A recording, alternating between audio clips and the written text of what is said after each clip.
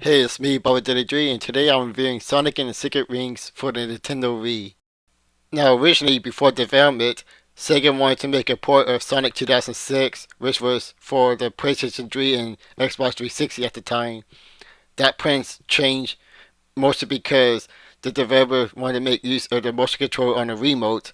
The Sonic Wildfire was born, which was later changed to Sonic and the Secrets of the Ring, then Sonic and the Secret Rings, what we have right now. You can also say that Sonic 2006 was not received very well, but mostly because of the motion controls. Now, with a new gaming mechanic, does Sega make the right decision and try something new, or should they play it safe and go on with support? Let's find out. The story is about Sonic being sucked into a storybook by Shara, and he must collect the seven world rings because the main antagonist of the game, Erasure Jin, put a curse on him, forcing him to do so. Sonic must go through six world or stories, which usually contains a level and a few side missions. Now, most of the side missions are optional, but there are a select few that you need to complete to get the true ending, mostly to get one of the secret rings. Now, the gameplay of Sonic and the Secret Rings, Sonic moves forward by himself, and to control him, you must tilt the ring remote left or right. Now, Sonic has a brake button, so you can stop him, and he has a jump button, and while in the air, you can perform a homing attack by shaking the Wii remote. Sonic also has two new abilities, a speed break, which allows Sonic to move super fast. It can also perform a time break, which slows down everything around you.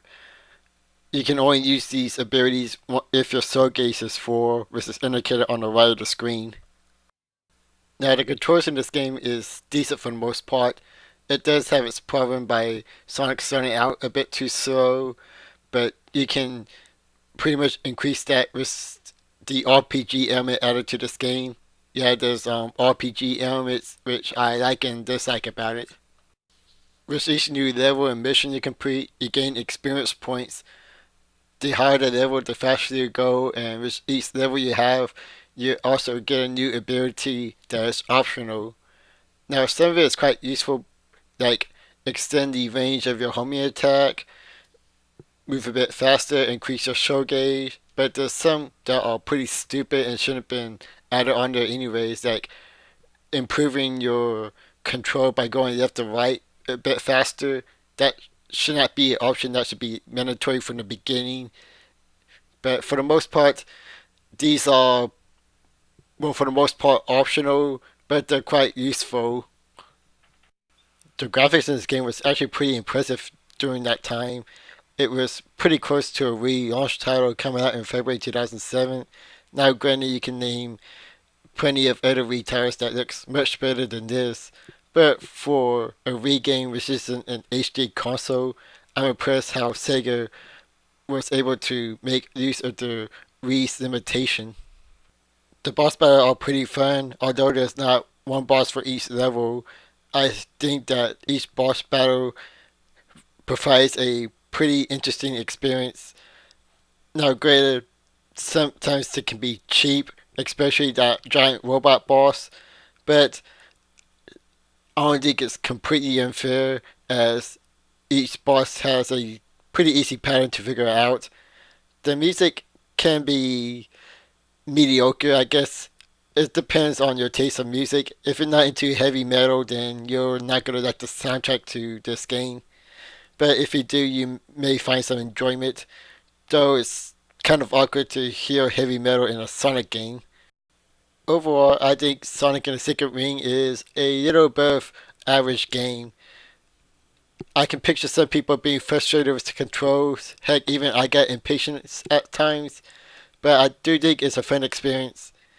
If this was 2007 when the game was released at full price, I'd probably say just rent it at best. But since this game could be found pretty cheap, I say give it a try. It's definitely worth a try, especially if you're a Sonic fan who missed out on this game. But for the most part, this game could have been a whole lot better, and it could have could have been a great game in my opinion.